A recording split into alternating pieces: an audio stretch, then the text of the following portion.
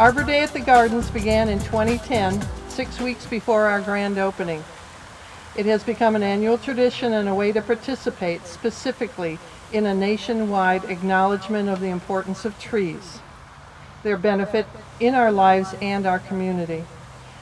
Arbor Day at the Gardens also allows an acknowledgement of the need to recognize and remember family and friends who have passed out of our lives and into a greater garden. Tree planting in memory is a time-honored tradition within our culture. I thank those family members who have submitted names to our program in memory, and I thank you for your attendance. I am honored to invite Vice Mayor Linda Bartz to the microphone for a few welcoming words. Linda?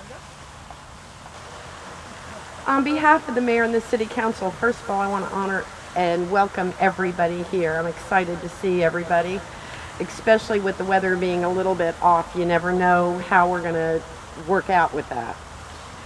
So I want to talk about just briefly a couple of things. First of all, those of us, when I went to school, so I'll age myself a little, the big language to learn was Latin. I didn't learn Latin. However, what I do know is that arbor is the Latin word for tree. So there we have Arbor Day, which began in 1872 in Nebraska. Now imagine Nebraska being a treeless plain, and that's what it was in the 1800s. Now we have an estimated 18 million trees planted every Arbor Day.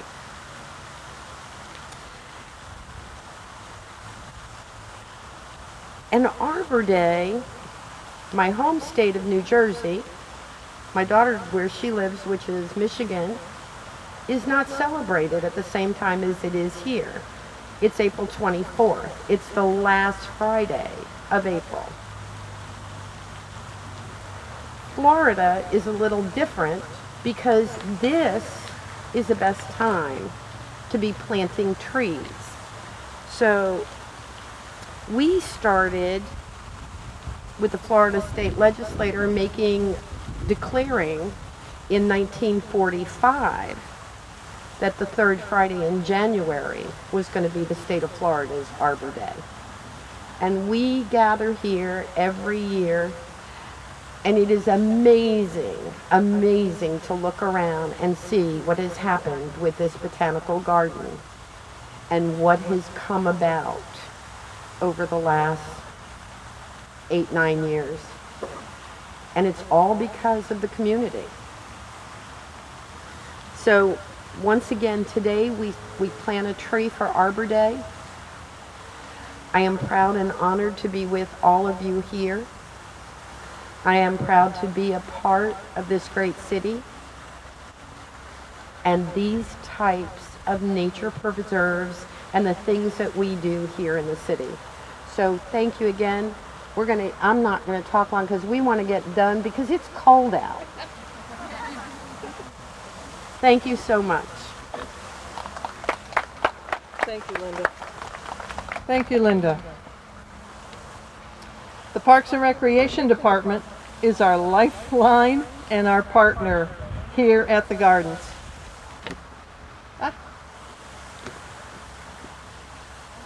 And we're flattered and we're pleased. Thank you, Bee. They truly call the shots around here, keeping our volunteer enthusiasm in check and in line. May I invite Sherman Conrad, Director of the Port St. Lucie Parks and Recreation Department, to the podium. Sherman Conrad, Parks and Recreation Director. Throughout our Parks and Recreation system, we have some fantastic facilities. We have beautiful parks, wonderful facilities, Civic Center, Community Center. The Saints Golf Course, I don't know if you've seen it, but since the city's taken it over, I believe since 2001, you can go out there and it's got a wow factor to it. Well, one of the most special facilities to me is the Botanical Gardens, because like my grandchildren, I was here when it was born, and I can't wait to see it grow up. And I can tell you this, over the years, I've seen, I don't want to say slow growth because a lot of the plants are small, but you're starting to see them. Daniel Holbrook and I were talking about it. You're starting to see the growth and the color, the new additions. And if you look around this beautiful facility, you have a fountain, there's artwork, the building they rent out, there's all types of things, special programs, and the gift shop. So that brings me to the reason I'm here, and that is to thank the Friends of the Botanical Gardens. When the city purchased this property, it was a unique opportunity between the city, the county, and it was the Florida Trust for Public Lands. And when we got it, we created a lease with the Friends. We provide one maintenance worker. In fact, Cephas is here. Cephas, I'd like to recommend you wave your hand, please. Cephas does a great job at maintaining the grounds. His boss, Randy's here. Randy does a lot of different things and works with the board. And then Brad Keene, our assistant director, oversees the Parks Division. So those guys are on a daily basis, some of them, but on a regular basis, they're always working with the Friends. And I can tell you, it's been a beneficial partnership for the city. And I'm really looking forward to the continued growth in the future, and just would like to say thank you to the board and any of its volunteers. Thank you. Thank you, Sherman.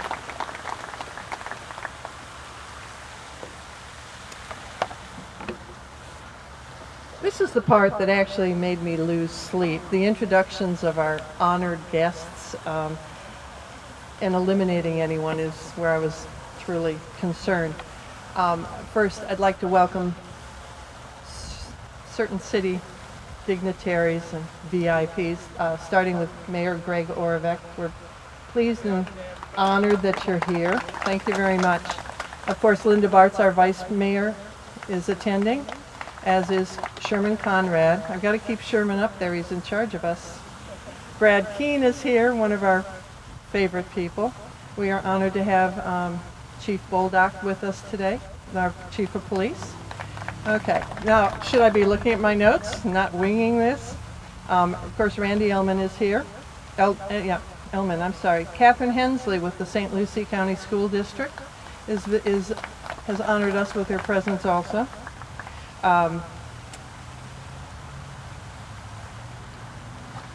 Dan Holbrook is here, switching. Gary Wilson, did we see Gary Wilson? No, we haven't. Okay. I'm sure I've totally embarrassed myself and omitted someone very important. Please know that we honor all of you and appreciate your attendance. Which? Oh, Mr. Brimmer is here, correct.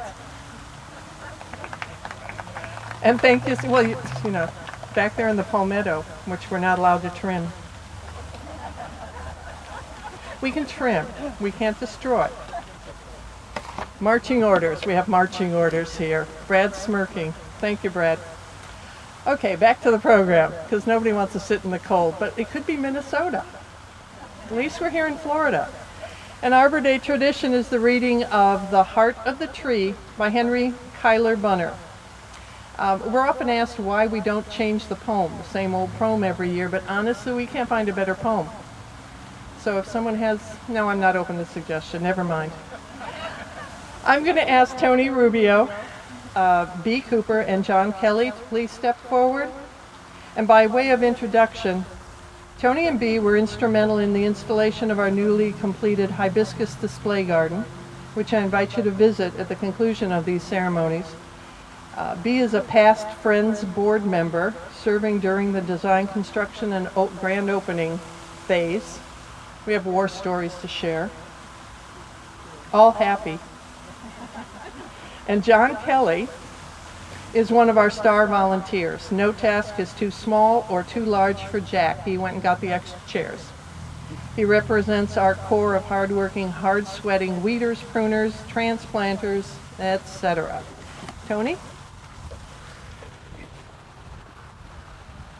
What does he plant? Who plants a tree? He plants a friend of sun and sky. He plants the flag of breezes free. the shaft of beauty towering high. He plants a home to heaven anigh, for song and mother croon of bird, in hushed and happy twilight heard, the treble of heaven's harmony, these things he plants who plants a tree. Thank you.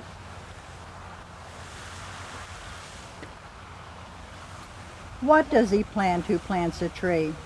He plants cool shade and tender rain, and seed and bud of days to be.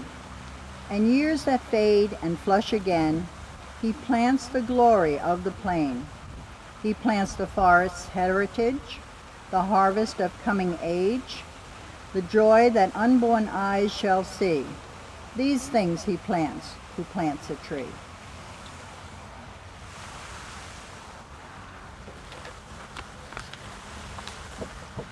What does he plant who plants a tree? He plants in sap and leaf and wood, in love of home and loyalty, and far cast thought of civil good, his blessings on the neighborhood, who in the hollow of his hand holds all the growth of all the land. A nation's growth of sea, from sea to sea stirs in his heart, who plants a tree.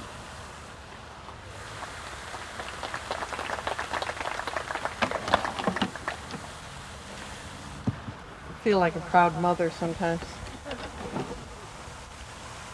I welcome at this time Alona Christie, co-president actually of the Rio Linda Garden Club, who is assisting us with refreshments today, to the podium for the reading of the names. Alona? There you are.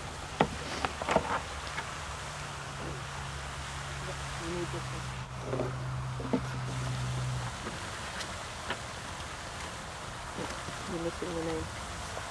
I got it. There you go.